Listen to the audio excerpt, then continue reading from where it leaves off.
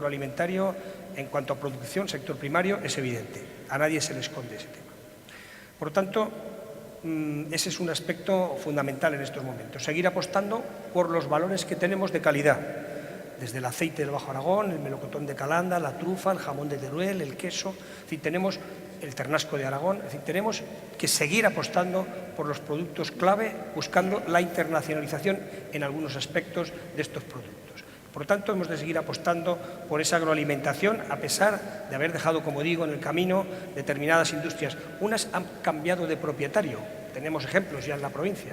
La ventaja que tenemos es que muchas de esas industrias no se pueden mover, allí están, esperando la oportunidad de un nuevo emprendedor que sea capaz de hacer y poner en marcha una fábrica de lomos, o un secadero, etcétera, etcétera, o un matadero.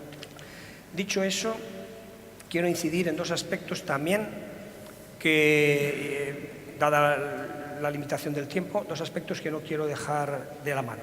Uno es, hemos de sentirnos unánimemente unidos al proyecto que en estos momentos lideran don Carlos Mor y don Juan Carlos Escuder en base a la despoblación de la provincia de Teruel. Nosotros sufrimos el paro, como todas las provincias, sufrimos los mismos problemas, pero hay uno que nos define muy claramente.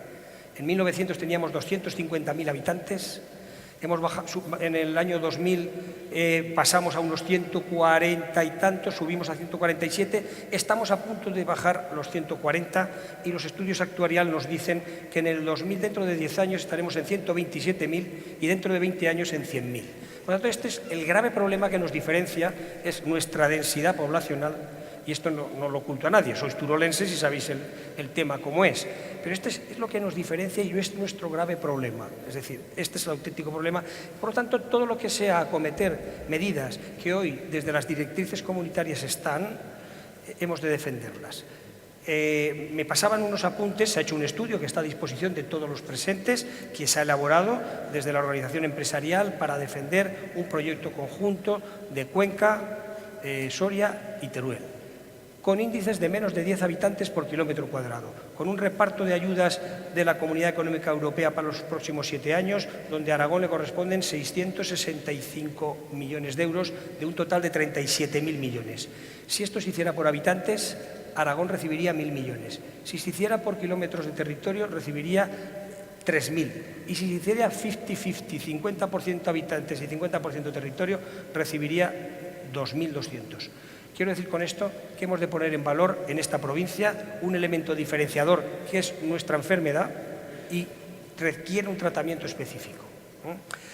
Dicho eso, por eso quiero que todo el mundo se sume a esta iniciativa que está liderando, como digo, Juan Carlos Escuder y Carlos Mor en todos los foros, porque creo que es un elemento que puede ser rentable y necesario para esta provincia de Teruel.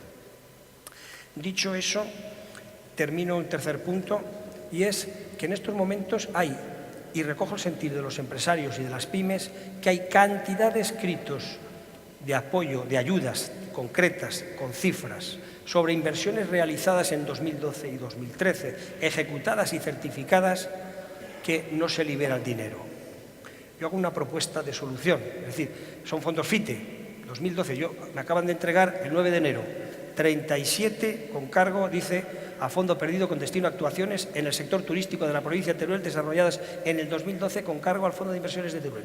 36 inversiones con sus ayudas correspondientes, obras terminadas. Hago una propuesta. Venimos desde CEPIME con soluciones. Tenemos una empresa capital que es Suma Teruel para la provincia de Teruel. Sus fondos están para ayudar al empresario de Teruel. Contra estos escritos, un anticipo, de forma y manera que este señor que tiene aprobados 50.000 euros, 12.000 euros, 80.000 euros, y cuando digo estos empresarios turísticos, digo todos los ganaderos de porcino que han hecho inversiones en bienestar animal, o digo contratos agrarios, o digo todos los escritos que están en manos de los empresarios de las pymes, pero que no llega el dinero. Bueno, pues si tenemos un escrito que no sea papel mojado, que Suma Teruel haga un esfuerzo, conceda un crédito anticipo contra ese escrito y cuando llegue el dinero habrá un documento que dirá que ese dinero, tal como llega, tiene que incorporarse a Suma Teruel. Pero pondremos en circulación miles y miles, millones de euros que en estos momentos están sobre el papel, pero que la PYME no puede trabajar con ellos. Y hablo de fondos del 2012, inversiones realizadas en el 2012, estamos en el 2014. Por lo tanto, yo creo que tenemos los instrumentos para dinamizar a las pymes, inyectarles y poner savia económica en circulación. Y esta es una propuesta que lanzo a los que de alguna manera tienen la decisión, que tenemos Súmate por un lado, que se ha empleado el capital por parte del CITE y que en estos momentos tiene disposición para poder prestar. Y por otro lado tenemos los escritos de aprobación, no sobre inversiones que se tienen que hacer, inversiones que están hechas y certificadas. Por lo tanto, ahí no puede haber ningún problema. Por lo tanto, lanzo esa idea para dinamizar a las pymes de esta provincia, porque tenemos el instrumento financiero y tenemos los escritos que avalan las concesiones de las ayudas. Y con esto doy por concluida, dada la limitación del tiempo, mi exposición en el sector en general agroalimentario. Muchas gracias.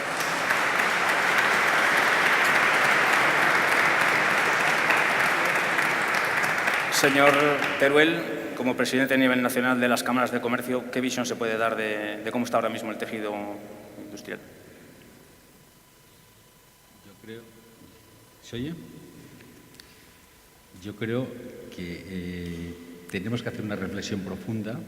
Antes, tanto el presidente de la patronal turolense como de la Cámara hablaban del momento de regeneración y de cambio, y tenemos que pensar que desde cualquier sitio se puede hacer cualquier cosa. El mundo, al hacerse global, ha cambiado y es un mundo de oportunidades y es un mundo que, si sabemos aprovecharla, si las personas que tienen talento son capaces de encontrar el marco adecuado, España, la economía, se meterá dentro de la senda del crecimiento y la vieja Europa volverá a estar dentro de los países que están creciendo. Mire, yo he preparado unas pequeñas notas, si me paso en el tiempo me lo recriminan, porque yo creo que tenemos que reflexionar todo sobre las cosas que están pasando. Vamos a ver, el mundo es global, ¿y eso qué significa? El que es global significa que no hay barreras a la hora de trasladar personas, servicios, bienes, ideas. Se quitaron los aranceles, el famoso GATT, luego Organización Mundial del Comercio desapareció y todo se puede ir desde un país a otro país sin ninguna limitación. Las tecnologías de la comunicación, las TIC, lo que han hecho a través de las redes, a través de Internet, es coser todo el mundo. Desde cualquier punto se puede llegar a cualquier lado. Nosotros ahora aquí, con un smartphone, podríamos entrar y estar haciendo operaciones de compra-venta, podríamos estar haciendo cualquier cosa en cualquier lugar del mundo. Los países estaban clasificados en dos bloques, países que eran innovadores y países que eran imitadores. Entre quien tenía tecnología y quien limitaba había mucha distancia, y eso se ha perdido, porque la globalización ha hecho que la tecnología, que el conocimiento sea global, que esté al acceso de todo el mundo. Hoy la persona más lista del mundo se llama Wikipedia. Hoy la mayor parte de la tecnología está en la red. Además, el mundo del dinero ha cambiado. Hay países que se han convertido en ahorradores y países que se han convertido en gastadores. Hay países que han gastado lo que tienen que generar en los próximos años. Hay países que tienen el ahorro para lo que pueden pagar en los próximos años, y eso cambia. Hasta el año 89, el día 9 del 11 del 89, cayó el muro de Berlín. Había dos bloques en el mundo, el bloque de la URSS, con todo su entorno satelital, y Estados Unidos. Y todo el comercio mundial se basaba, o estabas en un bloque o estabas en otro. Hoy eso ha cambiado. La mayor parte del tráfico está en otros polos. Hoy tiene más peso y tiene más desarrollo comercial la zona del sudeste asiático que pueda tener cualquier otra de las áreas de influencia.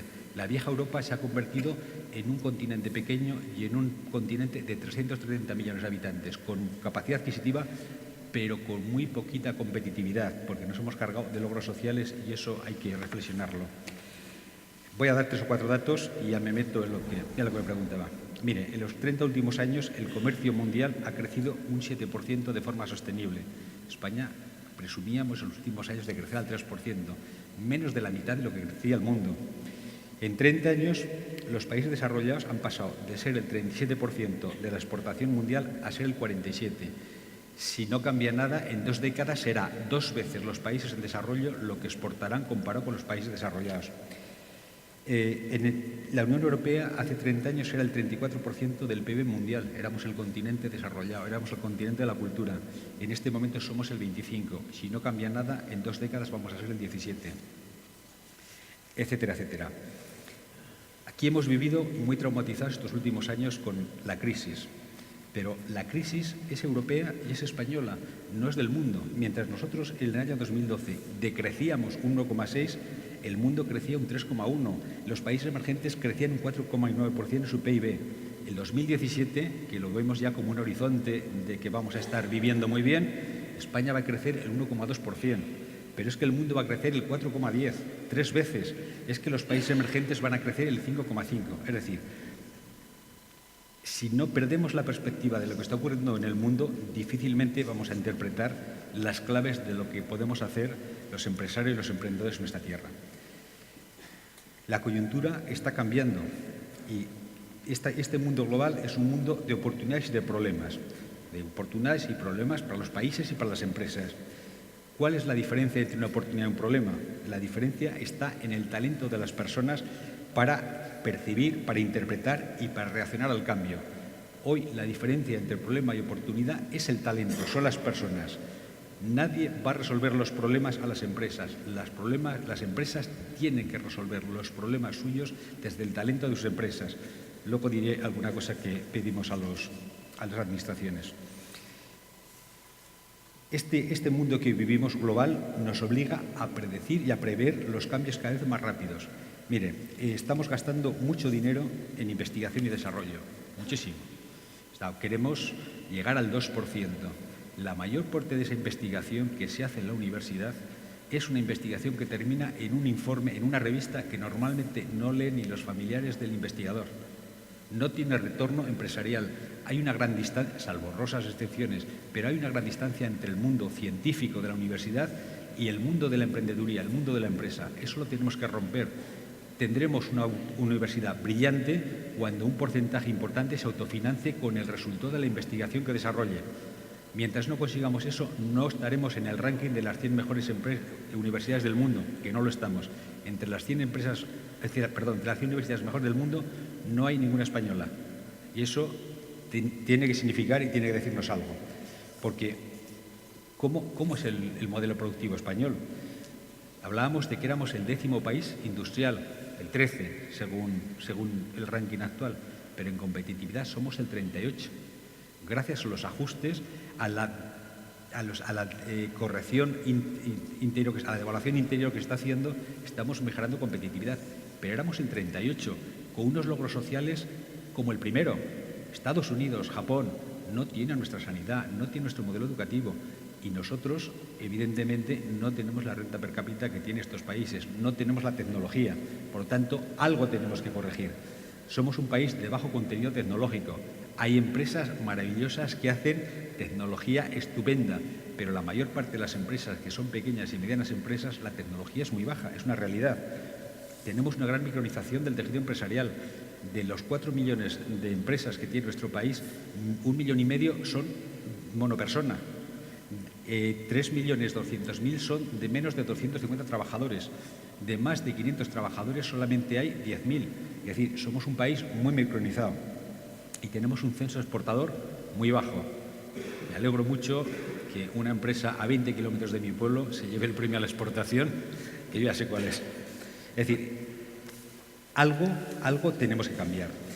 ¿Y qué es, en mi opinión, la receta más importante? La receta más importante de la innovación es la innovación estratégica. El saber formar y el saber dar a las personas que tienen la genética de ser emprendedores, el facilitarles la capacidad para saber interpretar los acontecimientos, para prever por dónde va el mundo, para poder adecuar sus iniciativas a lo que nos va a venir, porque si no, esas empresas tienen los días contados. Empresas que no tienen una cuota de exportación, que no tienen una interrelación que les está ocurriendo en el mundo, están condenadas a desaparecer. Y eso es lo más triste que ha pasado durante estos últimos años.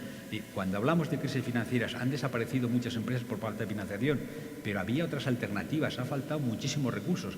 Y ahora voy a poner el ejemplo de mi empresa, cómo hemos resuelto durante este periodo la adaptación, porque creo que merece la pena. Nunca me oyen hablar de TAIN, siempre me oyen hablar de cámaras, de economía ajena, pero hoy en mi tierra, en mi Teruel, como mi apellido, me van a permitir que les cuente. Es decir, las personas, el equipo humano, para mí es lo más importante para el desarrollo de la actividad empresarial.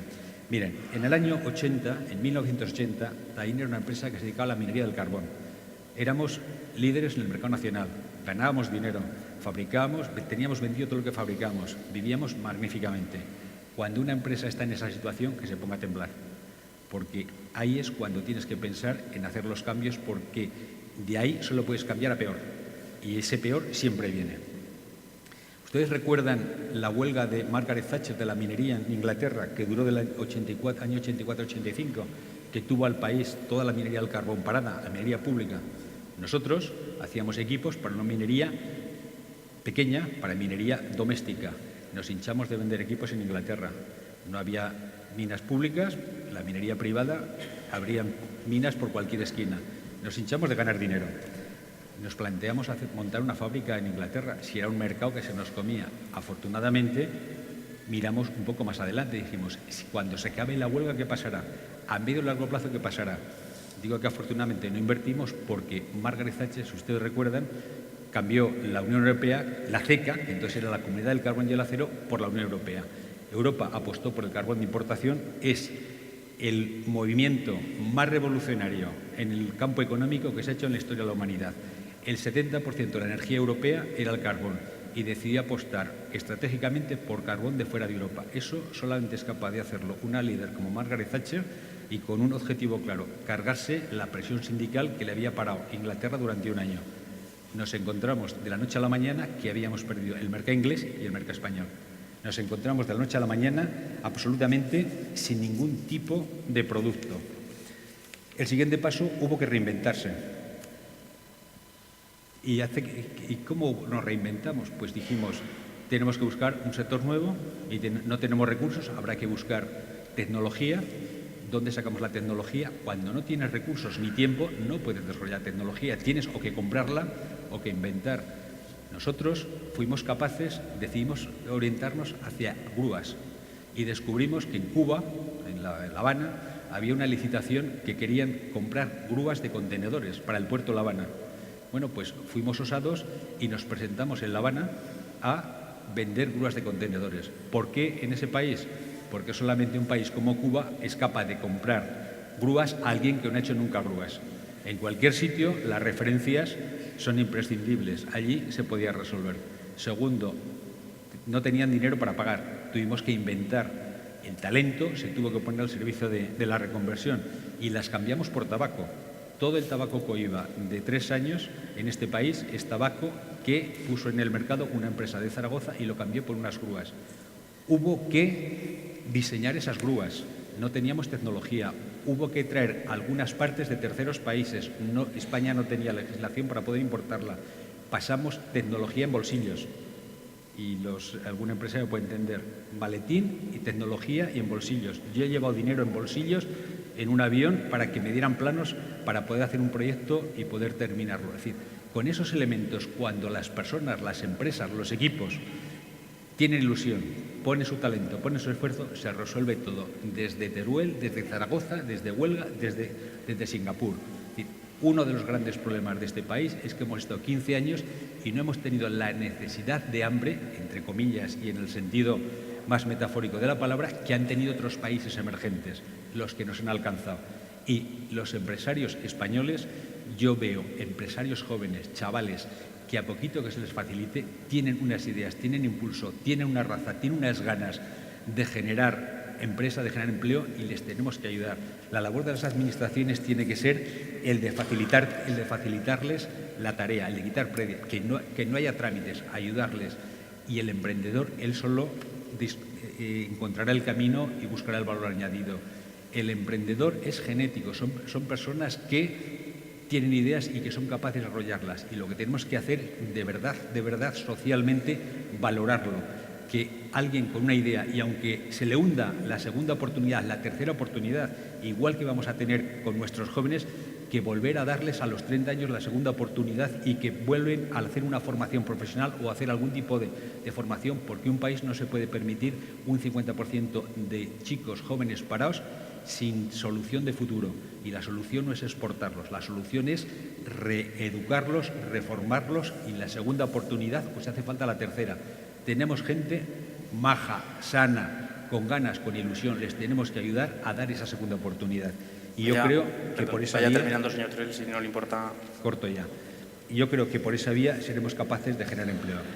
Mi conclusión, las oportunidades del mundo están en cualquier sitio. Son las personas las que son capaces de convertir una oportunidad en un negocio y en empleo. Y eso es lo que tenemos que apoyar. Muy bien.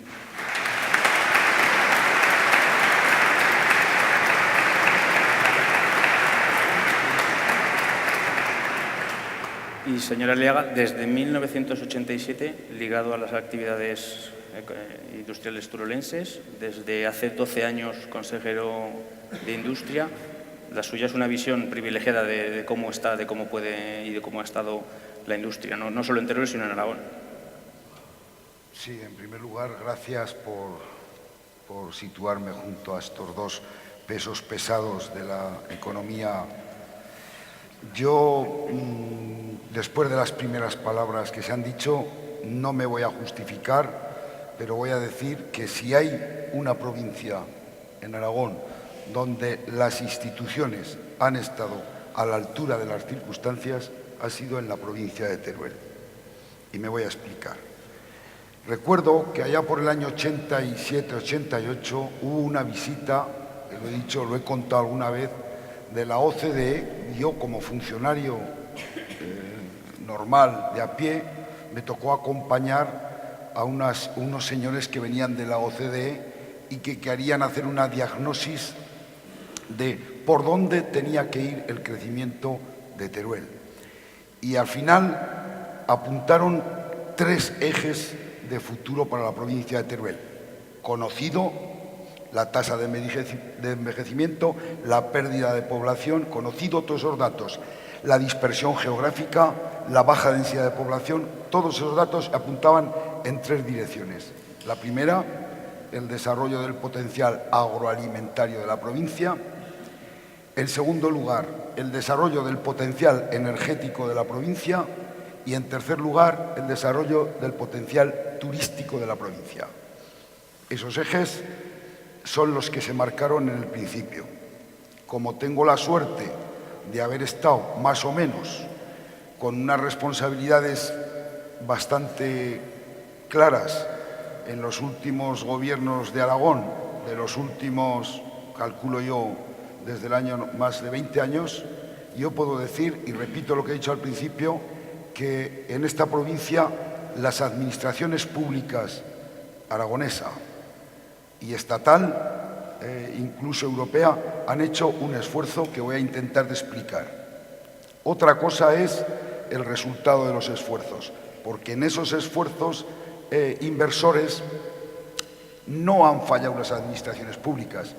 Si a veces una administración pública hace un polígono industrial con la esperanza de que se llene por la iniciativa privada y no se llena, al menos la vocación o la voluntad de hacer el polígono industrial se ha puesto sobre la base como medida, como infraestructura para fomentar el desarrollo.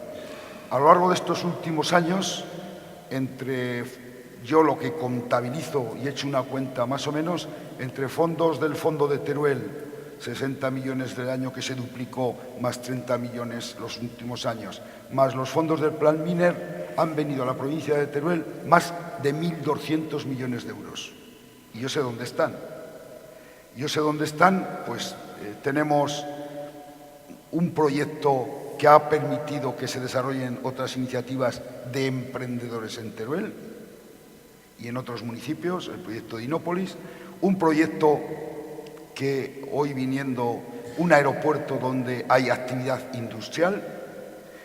En el norte de la provincia tenemos un gran proyecto que ha creado un nuevo turismo, aparte del amor, que es turismo del motor, y se han generado alrededor una serie de iniciativas empresariales, el caso de Motorland. Tenemos un sistema gasístico en la provincia de Teruel que vertebra la provincia del norte al sur y lleva el gas natural hasta... Tenemos unas infraestructuras eléctricas impresionantes. Tenemos capacidad ahora para evacuar más de 300 megavatios de potencia eólica y durante esos años, esos 3 sectores, luego te contestaré a la cuestión, han tenido incluso proyectos nuevos que aún no tienen la visibilidad que van a tener. La innovación, el Observatorio de Jabalambre galáctica y la puesta en valor de este centro de recursos que tenemos en Platea y que estamos en las últimas gestiones porque ya se han priorizado proyectos de I+D ligados a la industria alimentaria. Es decir, las administraciones públicas, lo digo no del gobierno que estoy, sino los que he estado, yo creo que han tenido la sensibilidad. Pero claro, si en la zona del Plan Miner de Andorra se equivocó una empresa como Cemex, que metió y tiene metidos allí 100 millones de euros, no nos hemos equivocado los empresarios y los que decidimos apostar por ese proyecto. Si el matadero de Calamocha, que era una empresa privada, cerró de una gran empresa, como el nombre se llama Oscar Mayer, no os habéis equivocado los de Teruel. Esa empresa no era una empresa de Teruel.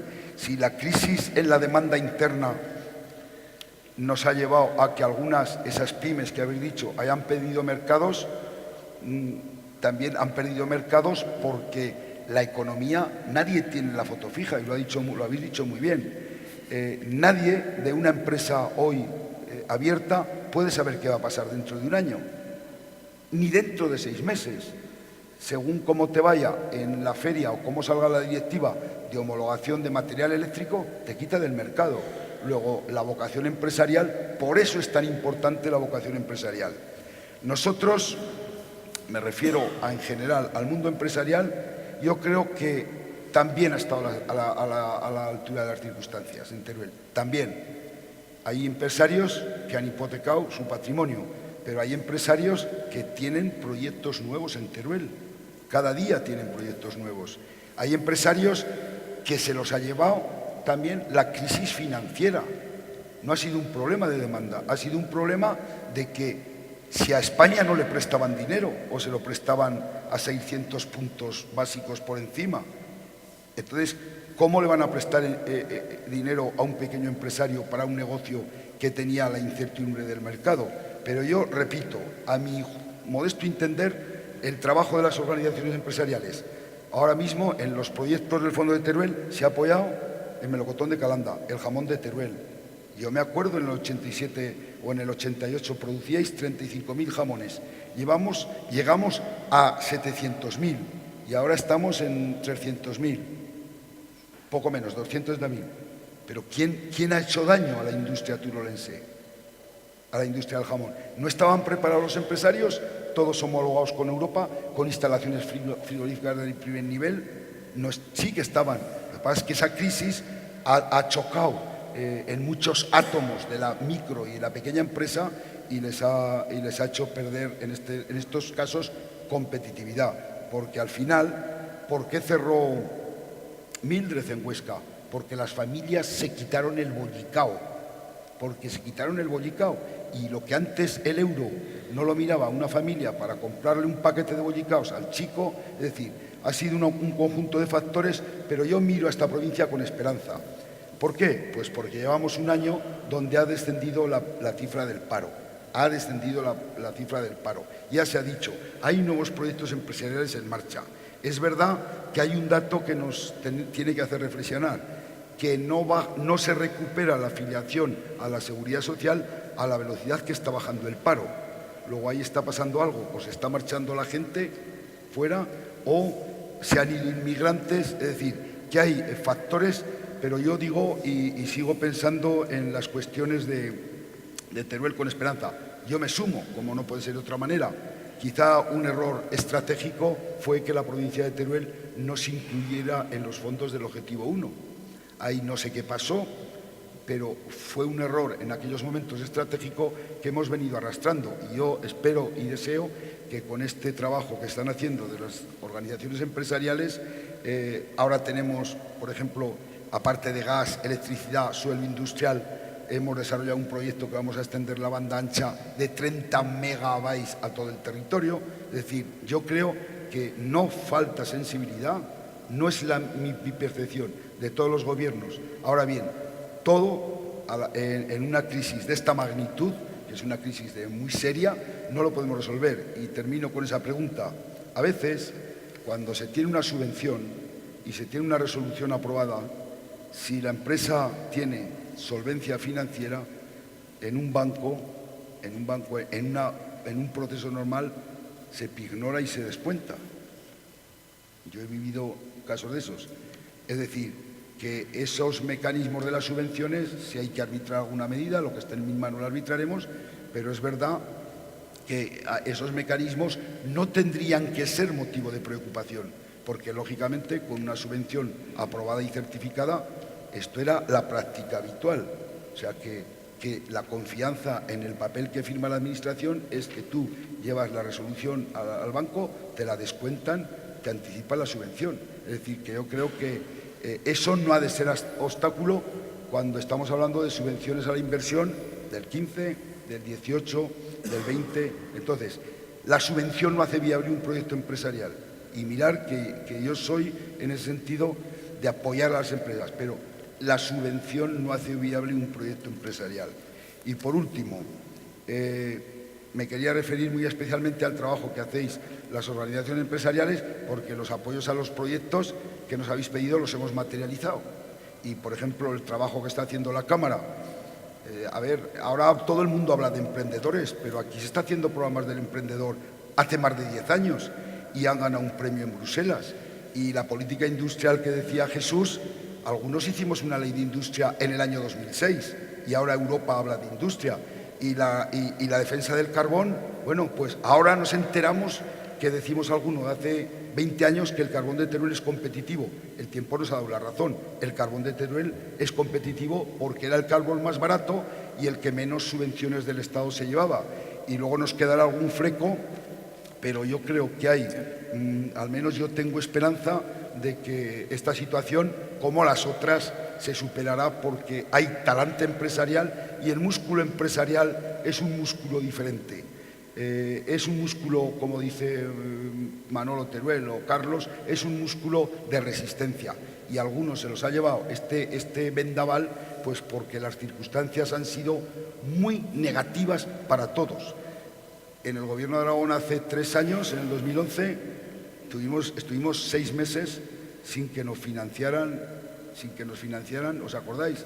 En 2012, sin que nos financiaran cuando la prima de riesgo. Entonces, hay que ver la realidad cómo está y la palabra que ha sonado aquí, este proyecto de Teruel tiene que ser un proyecto colectivo, porque no queda otro remedio que hacer proyectos colectivos y en este caso yo también me sumo a esta de la regeneración de las administraciones, lo que sea menester, que se regenere, pongamos también, como hacen las empresas, examinamos nuestros costes, nuestra eficiencia, motivemos a nuestros funcionarios, porque yo creo que el esfuerzo, si Aragón ha perdido, tiene 100.000 parados, se han perdido en el sector privado. Los 90.000 funcionarios de Aragón ahí siguen estando. Señor consejero, nos queda muy poco tiempo. Luego, es una reflexión profunda de la que yo estaré encantado de ponerme a hablar con cifras y datos. Les pido ahora mucha brevedad en las respuestas, voy a leer algunas de las que han pasado ya por aquí. A los empresarios que estamos aquí, darnos 3 claves o recomendaciones para afrontar a corto plazo el futuro que nos viene. Es una pregunta dirigida tanto a Manuel Teruel como a Arturo Aliaga. El corto plazo es muy difícil siempre, porque el corto plazo tiene que venir precedido de la planificación anterior. Yo pido 3 cosas. Por un lado, a las administraciones que sean valientes haciendo políticas para la mejora de la competitividad. No es lo mismo el precio hora que cobra un trabajador que el precio hora puesto en frontera. Hemos perdido muchísima competitividad. Somos un país con 47 millones de personas y unos altos logros sociales y solamente cotizando 17 millones de personas y generando PIB 14. Eso hay que invertirlo. Si no incorporamos las personas que tenemos en el paro a cotizar y a trabajar, difícilmente podemos mantener el modelo. Segundo, el modelo educativo es clave. La innovación, la investigación es clave, pero la universidad tiene que tener retorno. La formación dual. Tenemos que incorporar los jóvenes la segunda oportunidad, va a ser clave. Y tercer punto importante, a las empresas. Las empresas tienen que invertir más en talento. Invertimos en máquinas, invertimos en muchas. El talento solamente han sido acíclicas a esta crisis, las anticíclicas, las empresas que han buscado soluciones dentro de su casa. Cuando la empresa hemos tenido una crisis y las personas que tienes dentro de la casa son capaces de buscar alternativas, de preverlas, de hacer modificaciones, si no hay minería haremos grúas, si no hay grúas haremos plantas de basura, si falla la financiación. Yo he vendido un proyecto en Australia y ningún banco español tenía avales para darlos, porque no teníamos rating. Sin embargo, se subcontrata una parte en Vietnam y desde Vietnam parte de los equipos y el proyecto se ha hecho, la ingeniería se ha hecho en Aragón, en Zaragoza, y el beneficio se ha quedado en Aragón. Cuando se desarrolla el talento dentro de las empresas, el empresario, sus equipos son la clave. Desde las administraciones, facilitar la competitividad, aligerar el peso que echamos al precio hora trabajador cuando lo ponemos en frontera. Y desde luego de la universidad, la investigación, ahí hay que ser muy revolucionarios. No podemos tener una universidad que no se autofinancie en un solo euro. Eso es de un país muy subdesarrollado. Vamos ahora con una pregunta que llega desde Twitter. Señor consejero, opinión del cambio de legislación de las renovables. Penaliza la inversión. Lo hace SuperEI6. Bueno, yo lo he dicho, lo digo y lo diré. Yo no estoy de acuerdo con el plazo que se ha marcado por la reforma energética. Como lo he dicho por escrito a la Comisión Nacional del Mercado de la Electricidad y al Ministerio, y lo he dicho de palabra, es decir, cuando se acomete una reforma energética de esa profundidad para paliar un déficit de tarifa que viene como consecuencia de parches y errores anteriores de muchos años, no se puede meter la tajadera y cortar en un año y acortar en un año y hacer todo el esfuerzo un año. Tenemos las plantas de cogeneración de las industrias que son para ser más competitivas, para utilizar el calor y la energía y ser más competitivas, con problemas. Tenemos a los pioneros de la energía eólica en Aragón, los pioneros de España, que ahora se retiran primas con problemas. Tenemos plantas de purines que se hizo una tecnología para evitar la contaminación y la carga que no podía absorber determinados territorios con problemas. Tenemos plantas como la que tenemos aquí en Aliaga con problemas. El sector, todo el sector está quejoso. Yo creo que se tendría que haber abierto un proceso de diálogo y la reforma, pactarla y hacer del sector energético con planificación a largo plazo. En España no se ha hecho nunca una reforma energética con planificación a largo plazo. Se dio la salida, a la fotovoltaica, y hubo un boom de fotovoltaica, frenazo. Después, otro boom de la eólica.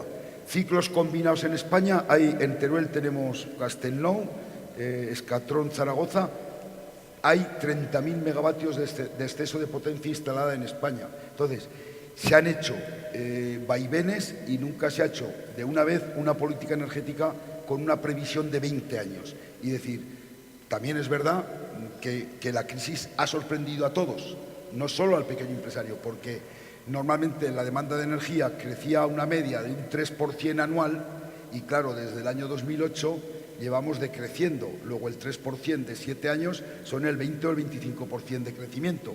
Y como quiera que las inversiones energéticas hay que planificarlas a largo plazo, lógicamente hay que planificarlas con excedente porque si no se estrangula el sistema productivo.